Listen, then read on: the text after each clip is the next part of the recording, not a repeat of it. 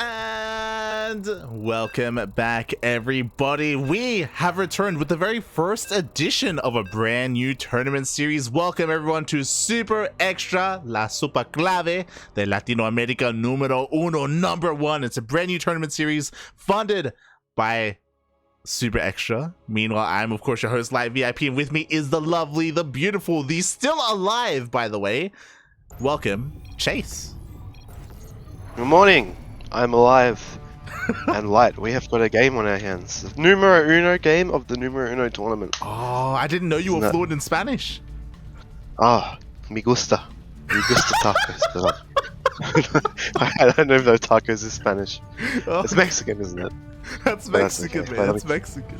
Okay, I'll get there one day. I'm trying. I'm very uncultured Australian, but we are here for the Latin feel, as you might say, like. Oh, that's exactly it, mate. That's exactly it. And speaking of that Latin feeling, why don't you just introduce one of our very first players here? Oh, I'm ready, like spawning in the bottom right position. Playing for Infernal Gaming. Is that it? It's Infernal Gaming, right? Infernalis. The Chilean Terran. Infernalis Gaming. It is the Chilean Terran. It is Crown. And spawning in the top left-hand corner of Curious Minds LE, we have a player who we have not been able to cast for over an entire year. This madman went to med school, graduated from med school. He's now working in a hospital. He's done it all, and now I guess his life turned around for the worse because he's playing StarCraft again. Oh no. He's great, he's beautiful, I love him. It's the teamless Protoss player. It is Dastan.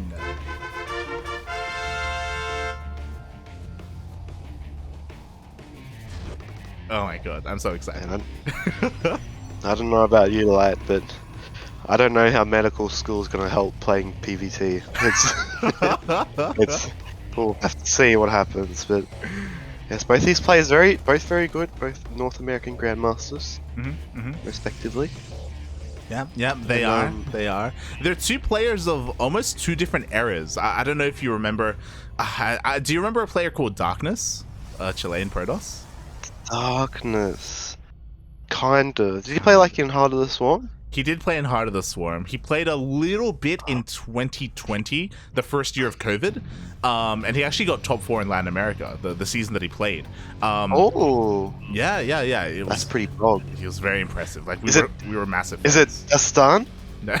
Darkness. Dastan? Darkness is like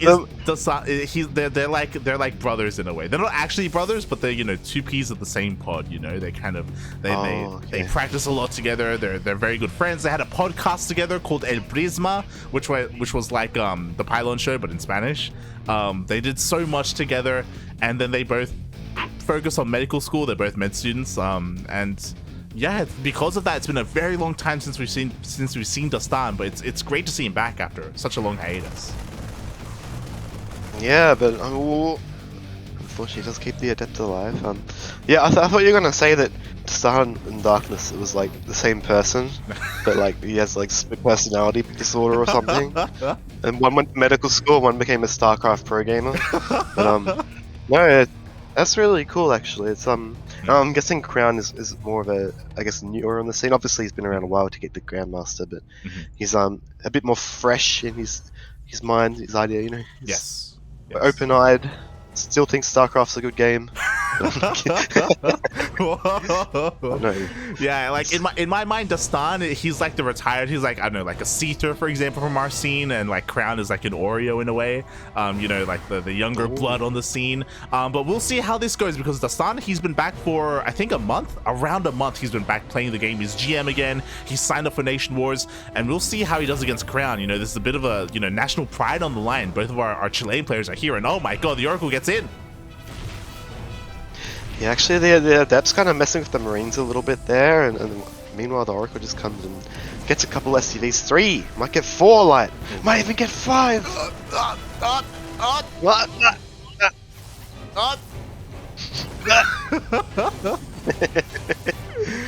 Yeah, he will get 5 in the end, so a great opener by Dastan. We didn't get to talk about it, but he did go for a Stargate opener. He's investing even further. He's getting some Phoenixes as well to help deal with the job. Speaking of, Crown was in the middle of going for a job, but in the end, he did get turned around. Yeah, we actually saw I think there's a recall there by Dastan because his 3 Adepts were chilling at the natural, and it looks like this is what Crown wants. He's going for a double tank drop with the Viking as well, and the Viking's going to be pretty helpful against this Stargate opener. It's not the greatest unit versus Phoenix, but it has more range, and when you're sieging with tanks, you know, the more range you have, the more kind of freedom you have to exercise. Yeah, time on the map. Exactly. It's all about whether or not he can get across the map unscattered, because so far Dastan, he hasn't really spotted this army. The Oracle was a little bit out of position. The tanks are dropped. They're going to siege here. There is an overcharge. There's a shield battery, but it's looking a little bit exposed. Yeah, it looks like his Crown's just gonna jump on. He gets the shield battery. Phoenix lifts the tank, but now it's looking quite difficult for the hold here. Thankfully, the Robo did not get on power, but with those 2 tanks, like, I think that Crown's just gonna have too much, and GG is cold. Crown takes game 1. GG gets called. Even though Dastan was dealing all this damage across the map, he didn't spot the move out. Even though he had an Oracle, the Oracle missed the entire push, and Dastan was in the middle of expanding. He was in the middle of getting a 3rd base. Like, he wasn't ready for a push. Yeah, no, unfortunate. Very strong kind of committed push. You can say that was a push straight from the go that he was planning to do. He had the tank drop happening as he was defending those Adepts and the Oracles. So I don't want to say it was a build order loss, but I think given that no early damage was really done, there's a couple SCVs taken out by the Oracle, I think that Crown got the better end of that opener in that regard. Definitely. Oh boy, and that's a rough start for our returning Chilean player, Dastan, because as a reminder, this tournament, it's single elimination. You know, there is no lower bracket to kind of be like that buffer zone. You know, you cannot make mistakes here. Once you're out, you're done, mate. You're gone. But yeah, that's the risk, and that's the point importance, right, of showing up in the tournament games. Like, sometimes there is a lower bracket that you can bounce back from, but you never want to really drop down to the lower bracket. You want to just push from the start here, especially in a tournament like this, which is not double elimination. So already Dastan's on the back foot, and just judging, we didn't really see much from that game. So I'm still curious to see, like, if Dastan's like feels more solid in the mid game, if he does a different build, he'll get more damage done. But I feel like we could have a good series on our hands. Yeah, I feel the same way, especially because, like, I like how aggressive Crown is being, because as I mentioned before, Dastan, he's been back for a couple of weeks, you know, a month at most, right? And when you come back, sure, like, a bunch of your mechanics can come back, you know, you can get, like, into the rhythm of things, but, like, defending against, like, 2-base, like, pushes and strong committed attacks and even cheese, like, it can take a while to really get used to that again. Yeah, I agree. Like, I think it's when you're adapting to a different meta as well, and we both know, like, the pace in Legacy of the Void is so much faster, and when you get older, you know, older and faster don't really go in hand together too well. But yeah, here we go, game number 2 on Pride of Altara, spawning in the top right position, playing for Invitational, the Chilean Terran player. It is Crown.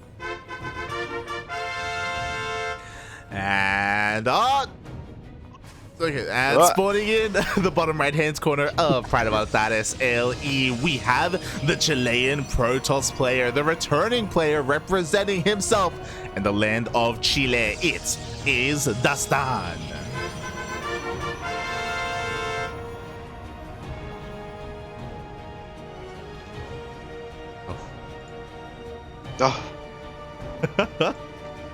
Alright. TVP. Game number 2. I don't know about you, but I see a reactor going down on that the barracks building. I by the position, you know? Yeah. We could see that. You're not wrong. We could see an add-on on that. I'm never wrong. Oh god, I think the other big thing is that, again, because Dastan is coming back to a new map pool as well, like, I would love to see the gold bases taken at some point, but I don't know if that's gonna happen this series. Maybe later on today. Feels bad, man. I know how much you love gold bases.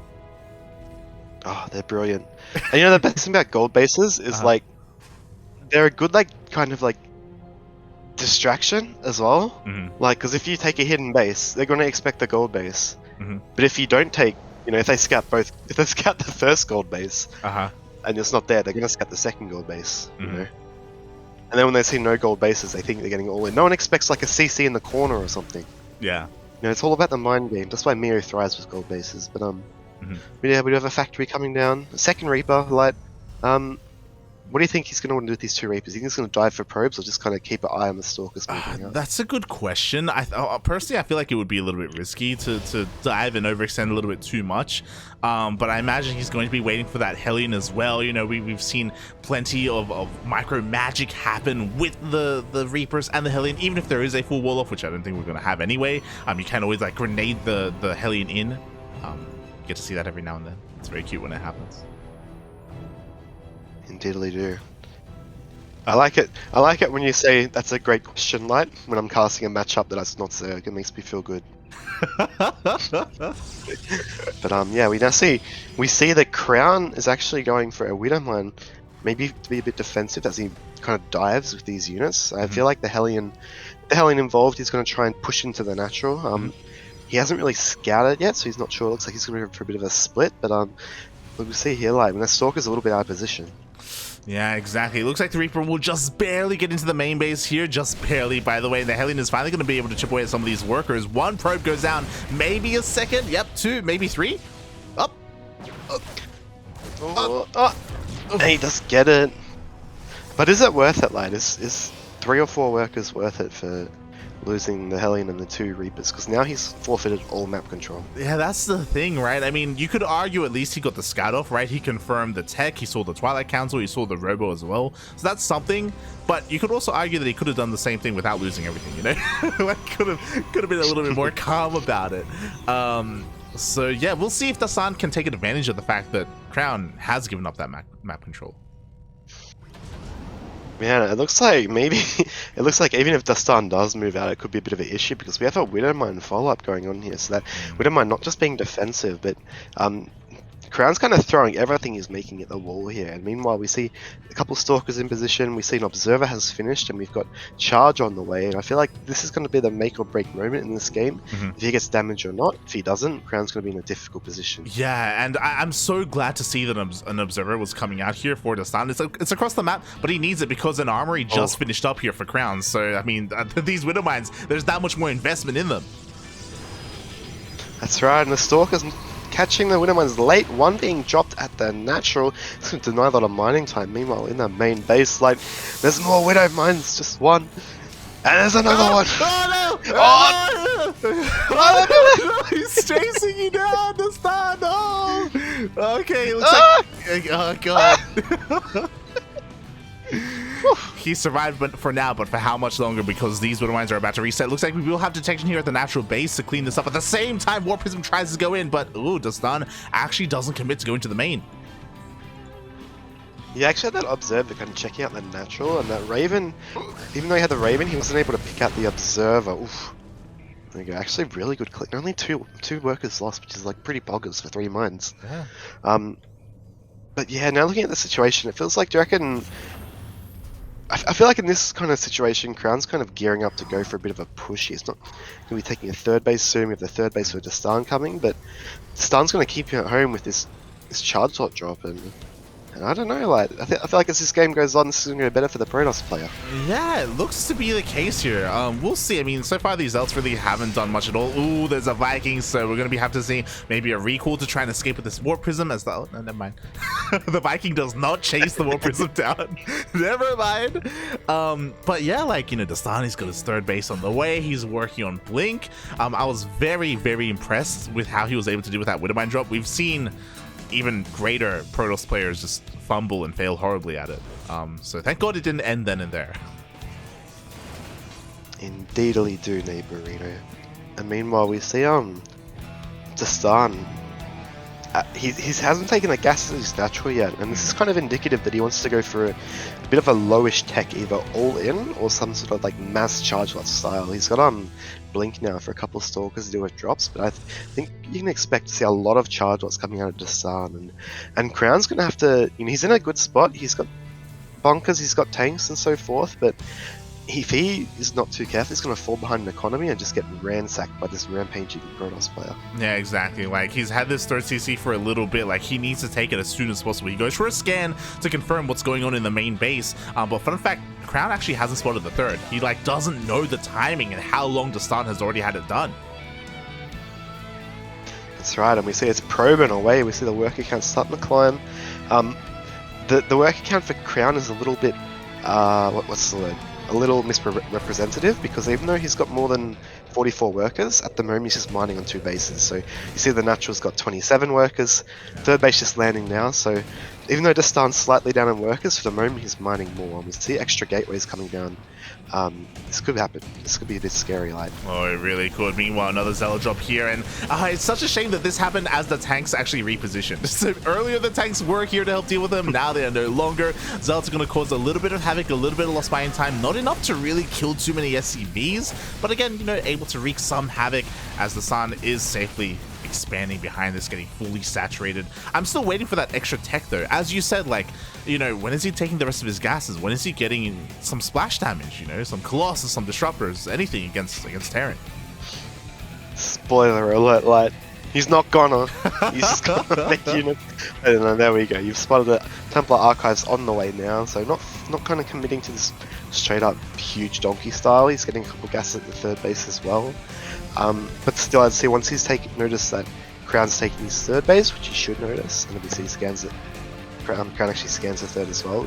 Expect to see a fourth base for Dastan here soon, and maybe even to move out for a bit of pressure. But at the moment, Crown's going to move out now, and he's not going to be stopped. These tanks are going to get probably halfway across the map before they're forced to siege. Oh, yeah, exactly. We saw that was the bane of Dastan's existence last game, where he just didn't spot the move out. This time he's being a little bit more active with this gateway unit, so it looks like he may... No, he actually doesn't spot the army. He misses it. Oh my god. Oh. Yeah, no, this is not bog. Storm has started light and +1 armor, but he's actually going to get right on top of this third base without being stopped. Yeah, Dastan sees nothing. Crazy. Yeah, finally Dastan spots this, but it's a little bit too late. This third base is going to... Oh my god, it's probably going to go down. We're going to see a mass warp in, but the anti-armor missile! The armor going off, even Widow Mines and tanks to splash. There's Immortals here, but those tanks are so protected, he can't get on top of them. Another Dorito cannon going off light. And I feel like Crown, he's just hitting a perfect timing here, and Dastan's running out of units. Yeah, exactly. Just Storm was not ready for this. He lost all of his Zealots as well. Again, he just was caught unawares, completely unawares. He had no idea this was here. And Crown, he is running away with this like there's barely any army left. There is no army left, light.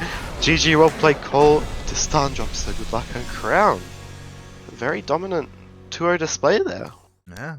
Goes to show, mate, you may have a legacy behind you. You may have all this experience. You may be, you know, you may have finished med school and all this stuff. but you've been gone, and coming back for a month in StarCraft isn't enough here. Crown is able to take the series 2-0. Damn. Does take it. A very convincing series as well. In the first game, pretty straight up. That second game, he just moved across the map, and Dastan, even though he had a couple of observers, he didn't spot the army moving out. And that's the thing with tank-based armies. You need to spot them. You need to delay the push. But if they get on top of you without you seeing them, you're just not in for a good time. Exactly. As we saw. Yeah, in both games. In both games, just Dastan it was almost as if I was watching Starduck, mate. He just had no vision on the map, you know, he had no idea what was coming his way, no. And then, you know, at the end... Starduck catching stray bullets here. At the end, I just get message PvT unwinnable, you know, it's just like Starduck. Yeah, man, very, very strong push by Crown. And even though he didn't get a lot of damage done with the harass, he still kind of pinned back the Protoss player, right? And we saw that Warp Prism, even though it was across the map, it didn't do anything done because Dastan was too busy dealing with harass back at home. So it's kind of an example of the best defense is a good offense, and we saw that Crown just hit a decisive timing. But yeah, it's exciting series. Good to see Dastan playing again. I say that even though I've never watched him play before, but I'm sure for a lot of guys in community, they know Dastan, they know he's been around a while, and it's good to see some old favorites. It really is. It really is. Like I was so excited when I saw him in the bracket, and even though he may have fallen here, like I look forward to seeing more of him in DreamHack. DreamHack Summer is, I think the qualifiers are next month. Like it's right around the corner. So I imagine we're going to be seeing more of Dastan and all these other players there for DreamHack Latin America. But before that, Crown is moving on to the next round, and we're already getting a couple of updates here in the bracket.